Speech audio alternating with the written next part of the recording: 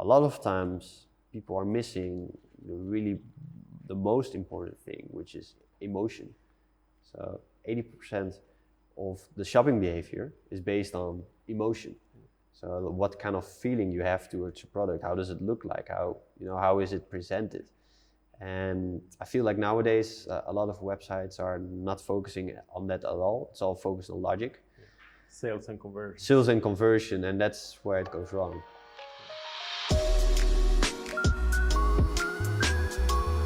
So, welcome to episode number 4 of Podcastic. This time around we are joined with the lead designer from Build in Amsterdam. It's Julian Molema. How are you doing, buddy? I'm good. And you? Yeah, I'm fine. Yeah, I've been preparing this for the whole day. I was really looking forward to shoot it, and finally managed to get the opportunity to do so. So, nice. As I mentioned, you are the lead designer at Build in Amsterdam. Mm-hmm. You guys have kind of became like a well-known expert in the e-commerce world, winning all the awards. But before we get into that part, I just wanted to pick your brains a bit about the start of your career. How did you start with design, and what was the first step? Yes, well, it started already when I was really young. I always wanted to create stuff. Like I was always drawing and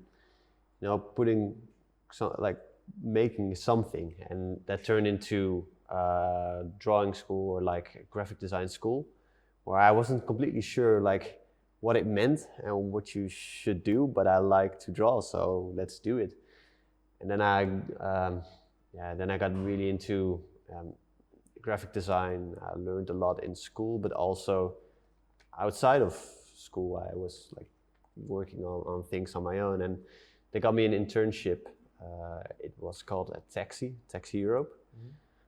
Which is an advertising agency, and I started there as an intern when I was 17, and it was perfect. I could like make stuff, design, and I get paid for it. So I just started working from then, and now. Yeah, I'm made it a professional career. Yeah. And like you said it, I mean, you had like that little wire in your brain that told you that you want to be like this creative guy. But I mean, was it hard to learn? Like, what was the hardest thing to learn when it comes to design for you? The hardest thing to learn nowadays, it's thinking as a consumer. Like the target audience of your client, you should be able to think and you should know like what it wants or what it needs, and you should work with that. And that's very difficult because it's like it's hard to get into that mode of someone actually using the website. Yeah. Do you have any techniques in doing that, or you just like think? Is it like a sort of thinking? Yeah, it's for me, it really works if I'm really thinking, okay, I'm gonna buy something and actually need to buy something. Yeah. So when you actually spend money on something, you suddenly really think as a consumer, because it's your money that you're spending. Yeah. So what would you say that what makes a good designer? Is it like the thing that you mentioned, like putting yourself into customer's shoes, or is it like experience that you build up throughout your career? What you say, like that's the best, most important thing that makes a designer? Yeah, I think also it's thinking as a consumer, but it's also putting the hours in. So a good design it just takes so much time, and of course the whole process is fun, but you can't expect to have something good within a day. You need to work with it, think about it, and actually the really good designs are the ones you make not in the office, but when you're at home, or maybe you spend an evening behind your computer and just trying out stuff, and then like usually the silly stuff turn into the good stuff. And like speaking of good design, like did you ever create a design that you were 100% happy with? Well, some come close with like happy, but I'm never satisfied, unfortunately. I think it's a good thing because it always challenges you to make something even better that you already made, but also it's kind of this feeling of not getting to the point where you want to be. So it's a good position to be in, of course. Definitely, yeah. And you did briefly touch upon like the whole when you get at home, some of the best ideas get you when you are at home, not at the office. And just speaking about that trend, is it kind of hard to maintain the work-life balance in that perspective? Like do you ever stop working, or the brain always keeps? Yeah, of course. Like when you're at home and for me, I'm still like working in a way, because when I'm home, I like to cook, for example, which can also be a creative process, of course, because you think about ingredients and you think what you're gonna make and make something new. So for me, it's actually doing my hobby, but then in a different way. Yeah. So you're always working. But yeah, you wouldn't like pinpoint any of the techniques in maintaining the work-life balance. You just go with the flow, and that's it, right? You go with the flow and really be happy with the work you do, because that's the only metric. Yeah, that's true. Because I heard a lot of times that people really have a goal, like I want to be here, or I want to compete to this people, I want to win an award, I want to do this and that, and actually I already get a bit stressed if I'm thinking about this, because I'm actually never really thinking about a goal which I want to reach. I actually want to, I'm doing what I like to do.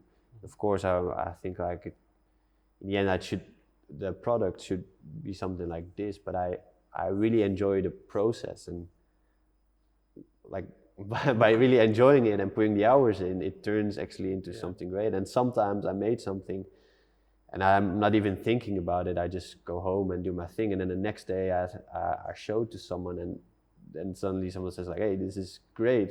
We should follow up on this." And I'm actually thinking like, I just made it in 5 minutes. I actually wanted to spend today on that same thing and to do something else. So that must be the talent part, right? Right. I mean, hard work, experience, everything combined has like its toll on becoming a good designer or developer or whatever. But you need to have talent, right? Yeah, but what is talent? I don't know. The thing that you mentioned, like you spent like 15 minutes on doing something, and that's all already amazing. So I'd say that's talent. Yeah, but it's also because I already spent over 10 years like doing this. So I think that's just a lot of experience I get, and I see like people who are younger than me and have less experience, and they're already at a level of where I never was. And I think like, if like I'm really curious how that person is going to be in a few years. And I think if we're talking about talent, the only talent I have is maybe just have this really liking what I do and just continually doing it. And like you did also touch upon your first job in the advertising agency, and how did you get noticed by the Build in Amsterdam guys? How did that adventure? It's a funny story, because I started my internship with Dan and Tim, and these are actually the owners of Build in Amsterdam. And back when I was 17, like Dan was actually my mentor in a way at Taxi and at the time. And I remember when like the first day I walked in, because someone else hired me, and I mean I like to make websites, and I like to make graphic design, but I kind of bluffed, like, because he was asking me like, "Hey, I need a homepage for this and that." I think it was like a homepage for Heineken, and then a campaign. And then he said to me like, "Can you do it?" And I was like, I bluffed in a way, because I never really did web design. I made some sketches, and I actually didn't know what I was doing. And I spent the day on it, and he walked by my desk and looked at it, and he says like, "Wow, that's actually pretty good." And that's how we started to work together. And over the 11 years that I worked with Dan, we always kind of work together. Went well. Yeah. Did you like admit that you bluffed the first time?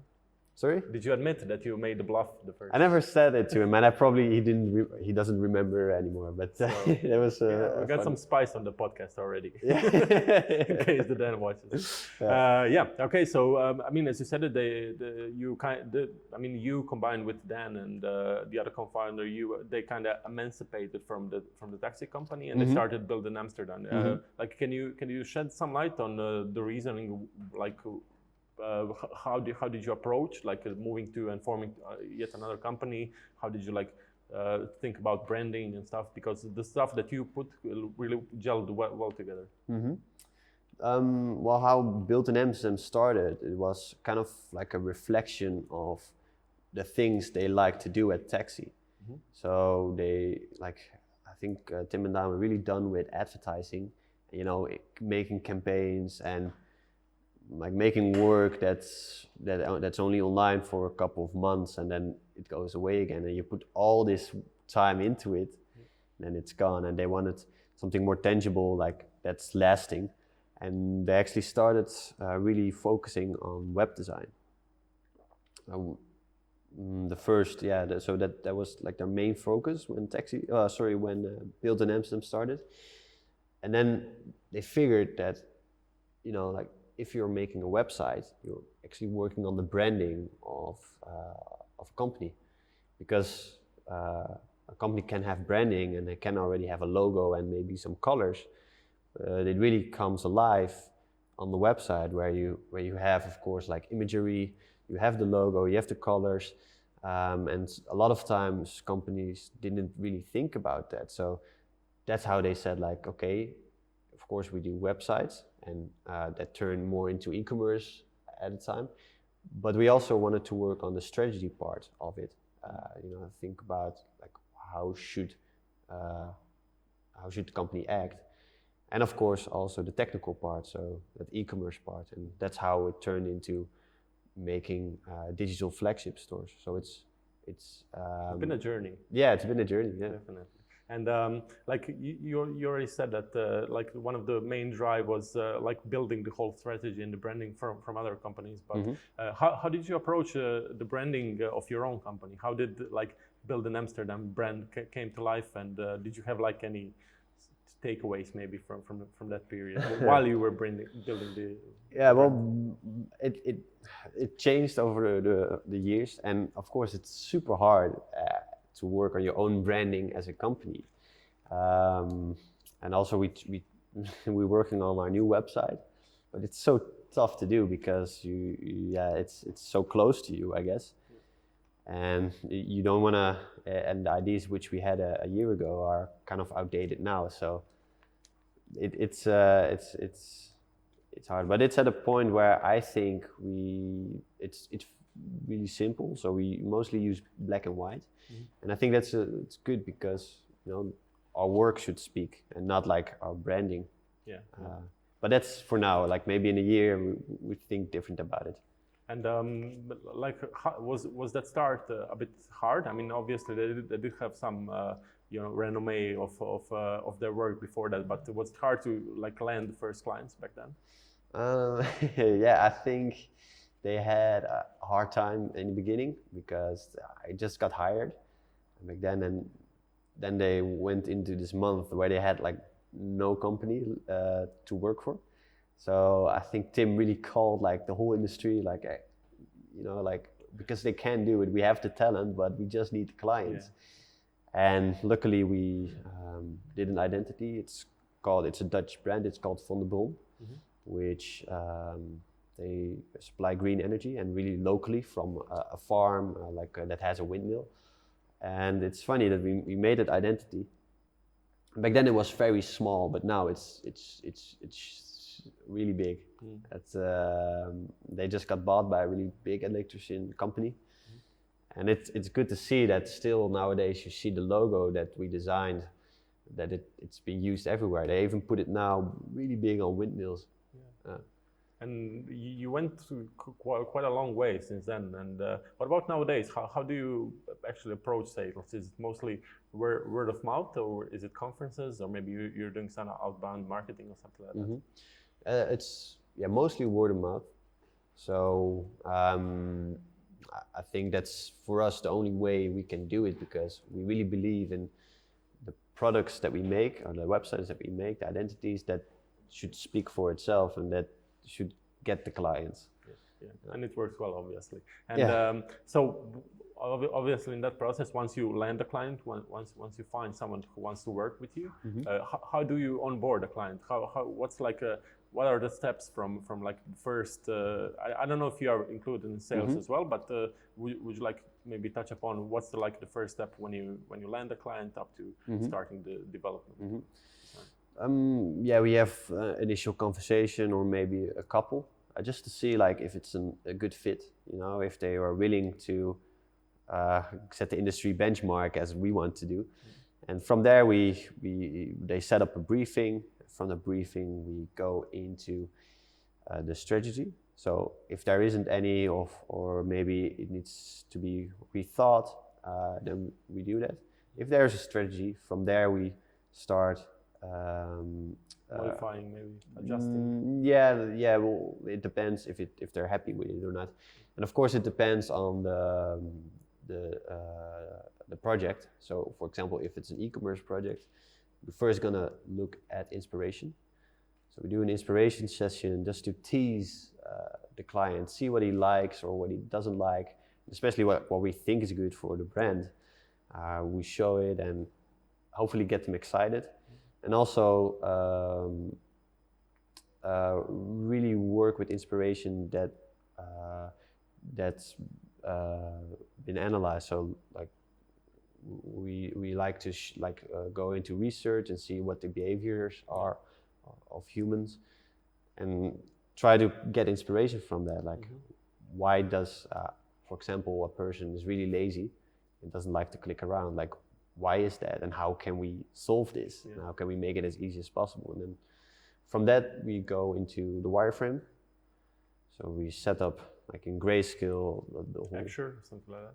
Sorry? Do you use any software to do wireframing or prototyping? Yeah, it's Figma nowadays. Figma, yeah. Yeah, it's good. So I would advise everyone to work with it, because you can design, you can prototype it, you can even animate a lot. It's even more than, for sure more than Envision, for example, where we worked with a couple of years ago. Yeah, it's just the best. Yeah, and just to touch upon that, as you said, it like the inspiration part. How does that work? Is it like a workshop where you like sit with clients for a few hours, or you already like prepare something and you just present it to them? It depends, of course. Like, it really depends on how the client likes to work. But usually we have something prepared and we show it and we get a response, and sometimes it already turns into ideas which we can use in the wireframe, for example. And then it kind of becomes a workshop, but it really depends on the client. In that period after you do wireframes, what does go after that? Then we start design. We have the meetings with the client, and if they're completely happy with the wireframes, we start into design. And after, like, that's a process we build in sprints, depending on the size of the project, and then it goes into development. That's the last part, and testing. And how do you build design? Is it iterations, or you have to build everything up front? What do you mean? Like, I mean, like, do you like make like small fragments and just show them to the client, and then he approves it, and then you keep working, or do you build like the whole thing and then you show it? No, it's true. So we work in sprints. Usually the first sprint, like the first design, is where we really set the tone, where everything already comes alive a bit. But during a process, for example, of the inspiration session, we already kind of sketching things, and the same goes for the wireframe. We already try to make it come alive. So that first design, it's kind of like where we wanted to go to already. And how do you charge actually? Like, is it like, do you approach it mostly like charging by the hour, or you have a fixed budget that you need to work with, or maybe a combination of both? Yeah, it's a combination. Like, some clients, they work do on an hourly basis, some like per project. What do you prefer as a designer? For me, it doesn't matter. But what happens if you have a fixed budget and like the period extends and you have to deliver something, but maybe the design is not ready, maybe the whole project. Yeah, that's the thing at Build. We really believe in that it's ready when we say it's ready. And of course we try to stick to deadlines, of course, but yeah, sometimes it happens that we go over the deadline, over the hours, but then we invest our own hours into the project because we really want it to be good. Yeah, that's interesting. Even though like it's not maybe profitable for you, you still do it for the benefit of the client. Yeah, and that's what I like about Built in Amsterdam, that we have the freedom to do this. And Tim and Dan, of course, they are responsible for it because they are the guys actually giving you that time. And it doesn't happen often in companies.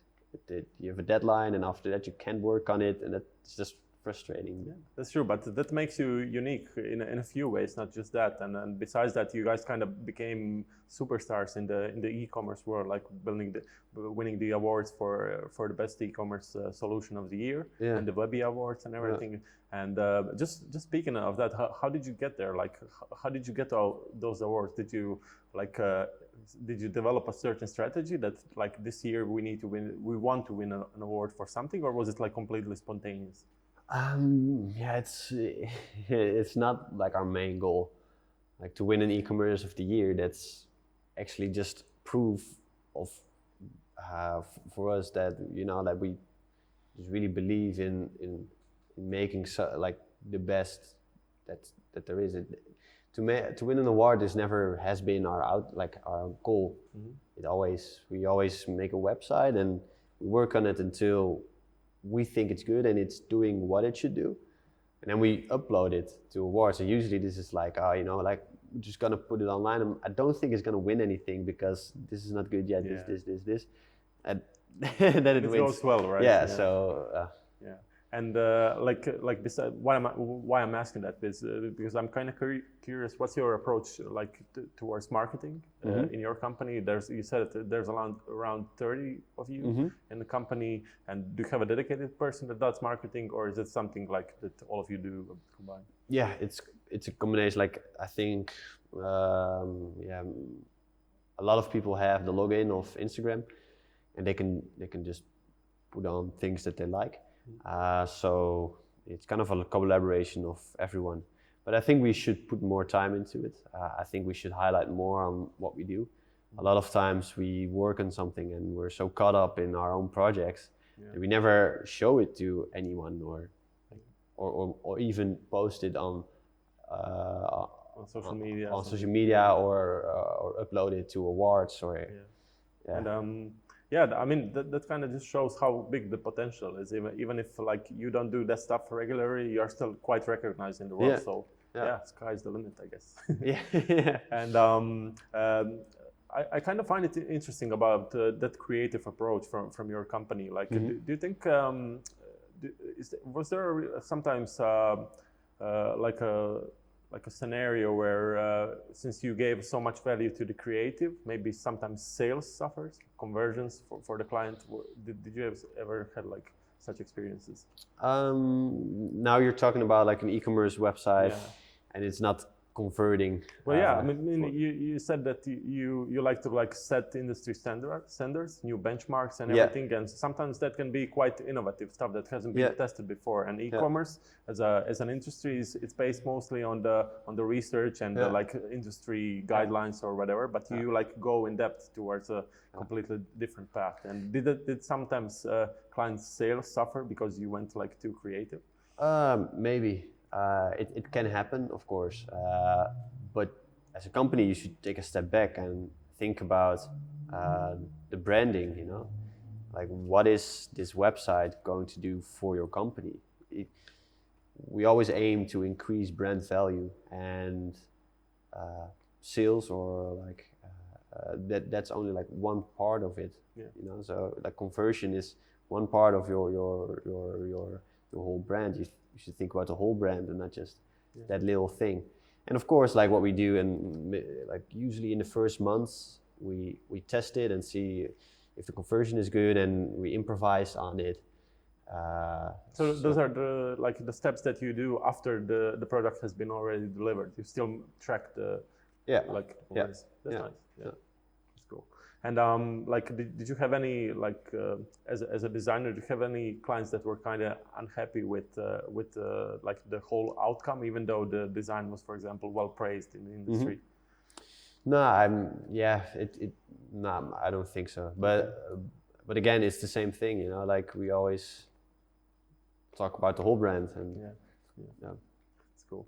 And just to touch a bit more about the company, like what would you say what are the weaknesses of building Amsterdam? Obviously, you have so many great things, and we did mention quite a few in the podcast right now. Yeah. But is there any negatives that you would pinpoint?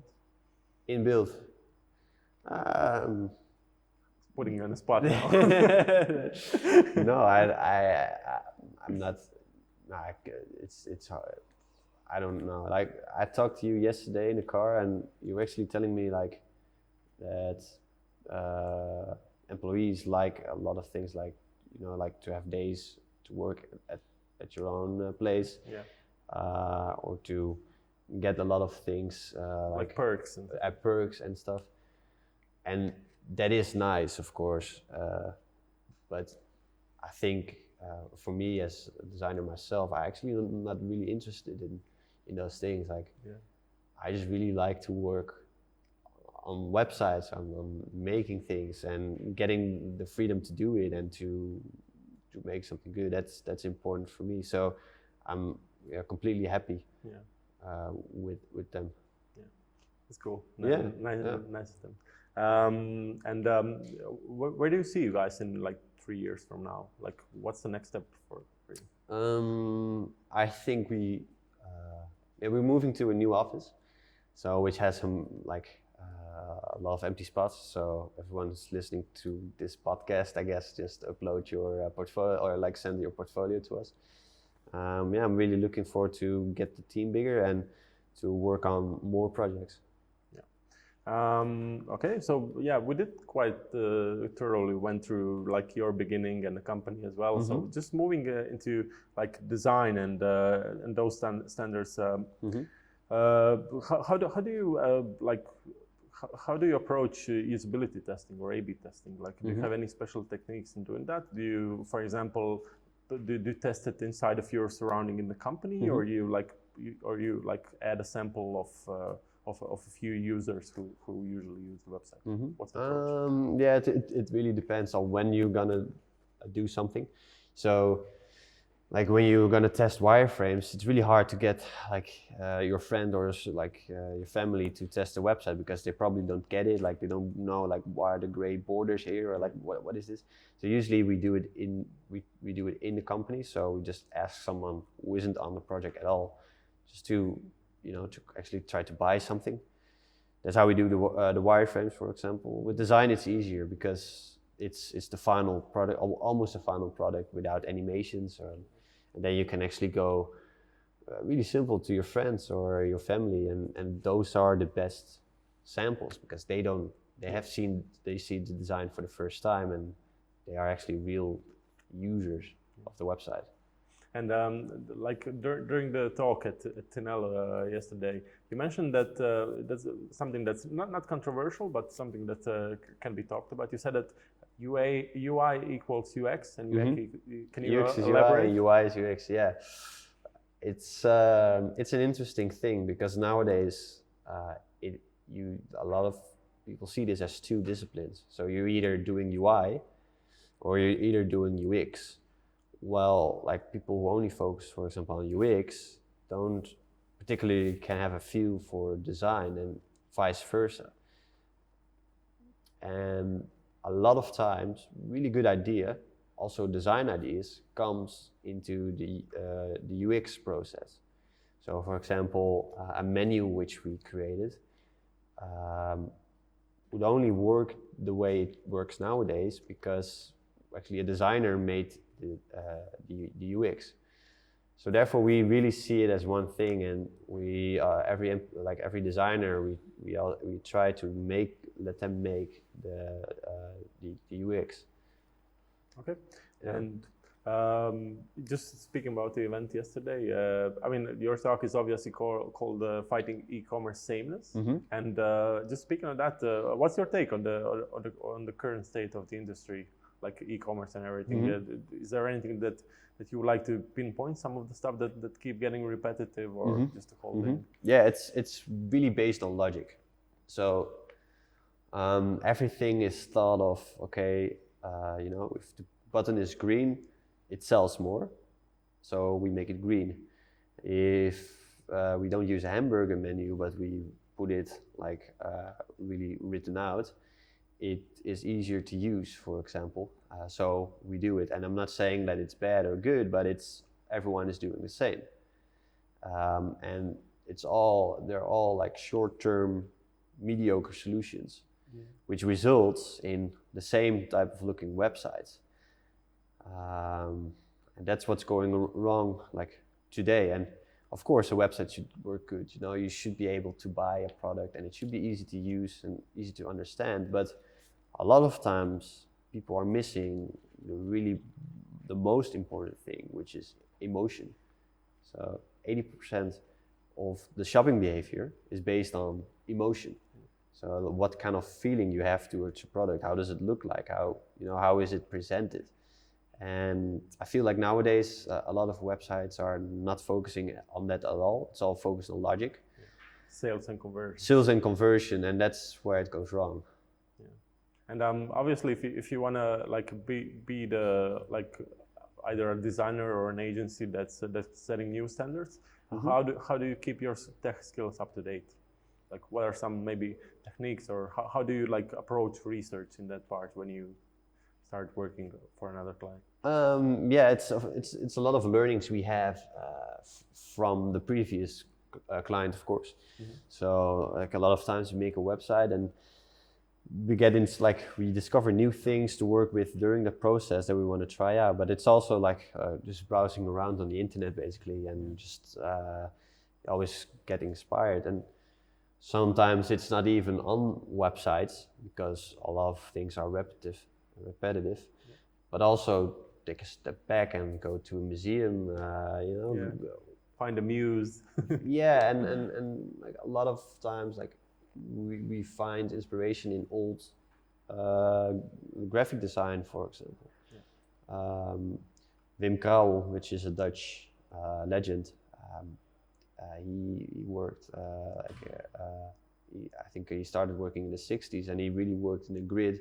Everything is based on the grid, and we still use a grid nowadays. And he used it in a way that we don't use it now online, and so you can learn actually a lot from his work.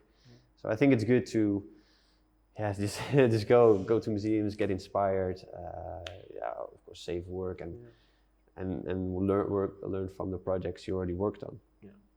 And what about you personally? Do you have any resource where you learn from? Maybe some books, podcasts that you would like to recommend to the viewers? Yeah, it's funny.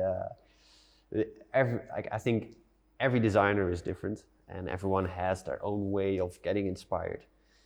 And for me, I always get jealous in a way that people are like colleagues. For example, they always have really good inspiration. Like they have like the perfect website that is like working in a way that we can get like inspiration from, for example, or they are really good at reading books.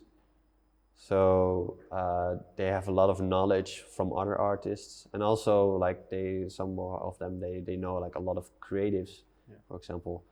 But for me, I can't do it. I just don't.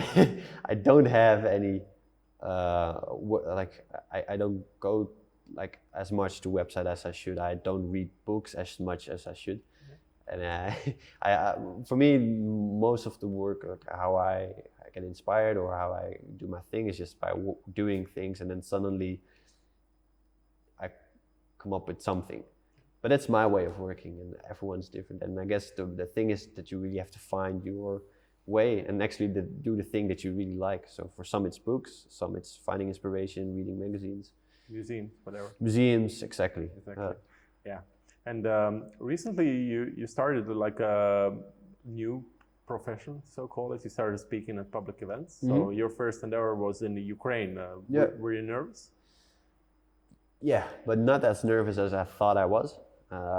It's so fun because you really feel the energy of the people, and you really want to like teach them something, you know, that I learned over the years, and want to tell the world about it.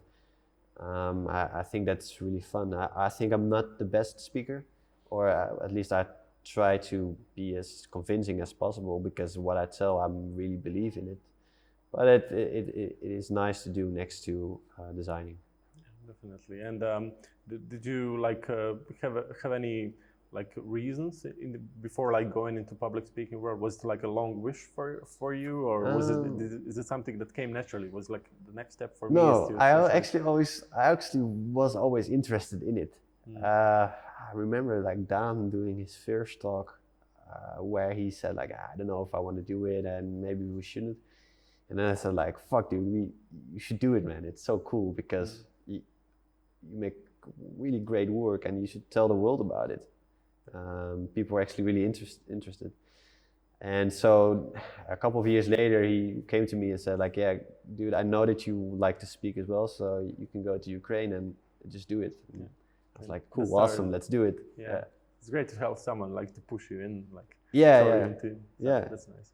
And what's next for you? Like you obviously are going back home to Amsterdam, but do you have any other speaking gigs lined up?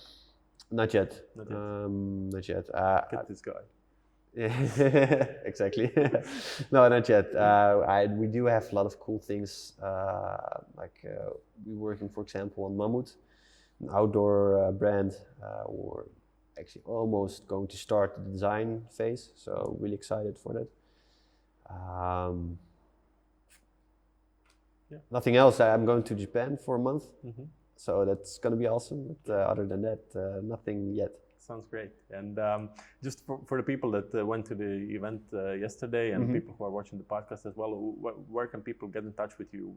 Are you active on any of the social media or something? Yeah, just Instagram. You can find me. I think if you go to Build in Amsterdam, and then I think from there you do the little icon drop down, press it. I think then I'm the first one that's coming up. If not, then just look up my name. Or if you want to get in touch with Built in Amsterdam, you can always send a message or send an email. If you want to work at Built in Amsterdam, you just write an email to jobs@builtinamsterdam.com. And you can always come around. If you're in Amsterdam and you like to see the office, just usually Friday afternoon we're having a drink.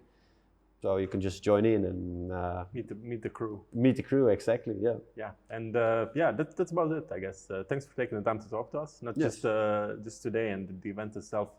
From what I gathered, people were quite satisfied with all the examples that you showed and all the techniques and everything. So really appreciate it. Yeah. And for all of you guys, thanks for tuning in for the 4th episode of Podcastic. See you next time.